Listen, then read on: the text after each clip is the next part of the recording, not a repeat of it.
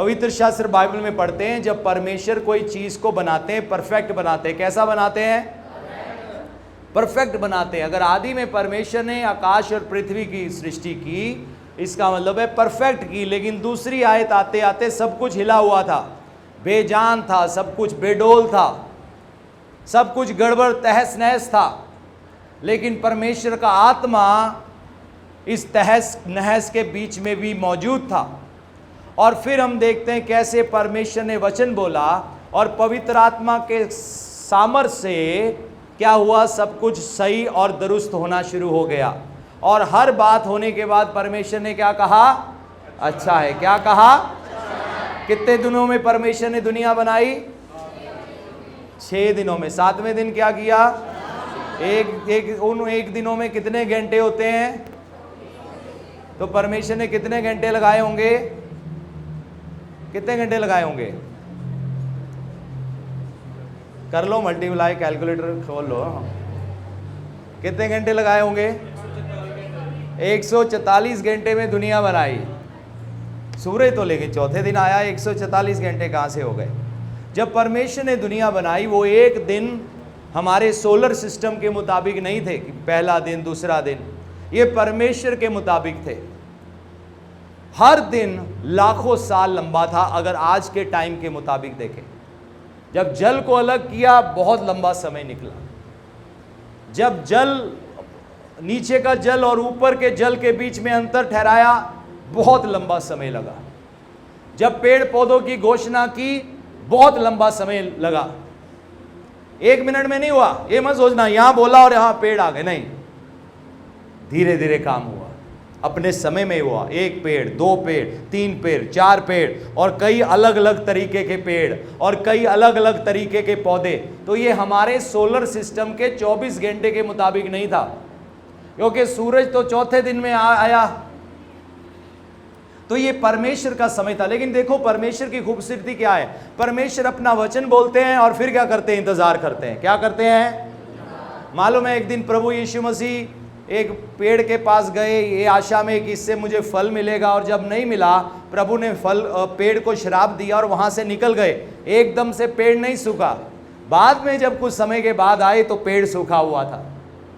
कई बार कुछ चीज़ों में समय लगता है, लेकिन याद रखना परमेश्वर का वचन प्रभावशाली है और पवित्र आत्मा मौजूद है उस कार्य को पूरा करने के लिए। तो परमेश्वर ने क्या किया? जब पृथ्वी के ऊपर डिसऑर्डर था तो पवित्र आत्मा के सामर्थ्य से क्या हुआ? वापिस ऑर्डर आया। फिर हम पढ़ते हैं कैसे परमेश्वर ने मनुष्य को अपने स्वरूप और अपनी समानता में बनाया। कैसा बनाया? सिद्ध बनाया, अपनी तरह बनाया, बिल्कुल 100% परमेश्वर की तरह।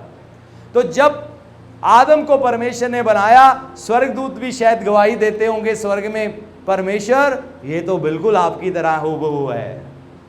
आदम को परमेश्वर की संतान कहा गया। उसको पहला आदम भी कहा जाता है, यीशु मसीह को दूसरा आदम कहा जाता है। तो वो परफेक्ट था, सिद्ध था, उसमें कोई कमी नहीं थी, कोई कपट नहीं था, कोई गुनाह नहीं था, कोई पाप नहीं था, कोई बुराई नहीं थी। ऐसा कुछ भी उसकी जिंदगी में नहीं था, क्योंकि बिल्कुल परमेश्वर के स्वरूप में बनाया गया था। एक इमोशन जो परमेश्वर ने उसके अंदर अभी नहीं डाला था, जो उसके अंदर नहीं था, वो था डर। मालूम है क्यों? क्योंकि परमेश्वर कभी नहीं डरते। तो जो चीज परमेश्वर नहीं करते वो कभी आदम को वैसा ना बनाते। तो इसीलिए बाइबल में पढ़ते हैं जब गुनाह हो गया तो पहला रिएक्शन क्या था मनुष्य का? वो डर गया। जब उसने प्रभु के आने की आहट सुनी वो डर गया और वो छिप गया। लेकिन पहले ये चीज नहीं पाई जाती थी, तो परमेश्वर को मनुष्य को कहना पड़ा, बार बार चेताना पड़ा, मत डर मत डर, मैं तेरे साथ हूं। को बताया कैसे यीशु मसीह जब तूफानों के बीच में थे वो नहीं डरे, वो क्रूस पर थे वो नहीं डरे, उस काम को पूरा करने के लिए आगे बढ़ते रहे। ना कभी वो फरीसियों से डरे, ना वो सदूकियों से डरे, ना ही वो रोमी शासक से डरे, ना वो किसी इंसान से डरे, ना वो लोगों से डरे, ना वो इब्लिस से डरे, वो कभी नहीं डरे। और परमेश्वर चाहते हैं हमारी जिंदगियां भी ऐसी हो जहां हमारे अंदर वो डर ना पाया जाए, क्योंकि आदि में जब परमेश्वर ने मनुष्य को बनाया उसके अंदर उन्होंने डर नहीं डाला था। अब गुनाह आ गया, पाप आ गया, बलवा आ गया, कत्लेआम आ गया, लेकिन समय समय तक पर हम देखते हैं इस कियोस के बीच में, गुनाहों के बीच में, पापों के बीच में, मनुष्य के बलवे के बीच में भी परमेश्वर का आत्मा इस पृथ्वी पर मौजूद था, लोगों के बीच में कार्य करने के लिए, और समय समय पर कुछ लोगों के ऊपर उतरा। चाहे वो सैमसन हो, चाहे वो दानियल हो, चाहे यूसुफ हो, इन सब में बाइबल में लिखा एक अभिषेक इनकी जिंदगियों में पाया जाता था। इसका मतलब है परमेश्वर का आत्मा इनके साथ मौजूद था, लेकिन इनके अंदर नहीं था। फिर प्रभु यीशु मसीह आते हैं बहुत लंबे समय के बाद। सृष्टिकर्ता जो खुद है वो इंसान बन के आ गए, और प्रभु यीशु मसीह इस बात की घोषणा करते हैं, परमेश्वर का आत्मा मुझ पर है क्योंकि उसने मेरा अभिषेक किया है। तो प्रभु यीशु मसीह भी यहां पर गवाही देते हैं पवित्र आत्मा की, कि वो मेरी जिंदगी के ऊपर मौजूद है, ताकि बंधुओं जो बंधन में है वो छुड़ाए जा सके, गरीबों तक इस खुशखबरी का प्रचार हो सके। सो प्रभु ने इस बात का आकर घोषणा किया, और हम देखते हैं कैसे जब पवित्र आत्मा प्रभु यीशु मसीह के ऊपर उतरता है, 30 साल की उम्र तक प्रभु यीशु मसीह का कोई चमत्कार दर्ज नहीं किया गया। 30 साल के बाद जब उन्होंने बपतिस्मा लिया, पवित्र आत्मा उतरा, और उसके बाद हम उनका पहला चमत्कार देखते हैं काना गलील में, जहां उन्होंने पानी को दाखरस में बदल दिया। और हम देखते हैं कैसे वहां से सेवकाई का शुरुआत हुआ, और पवित्र आत्मा के सामर्थ्य से प्रभु यीशु मसीह ने बड़े बड़े चिन्ह और चमत्कार करने शुरू कर दिए। आमीन। कि एक प्रार्थना जो सबसे शक्तिशाली है वो धन्यवाद की प्रार्थना है। जब भी प्रभु यीशु मसीह ने कोई मुसीबत देखा, परेशानी देखा, क्या कहा? धन्यवाद, आप हमेशा मेरी सुनते हो।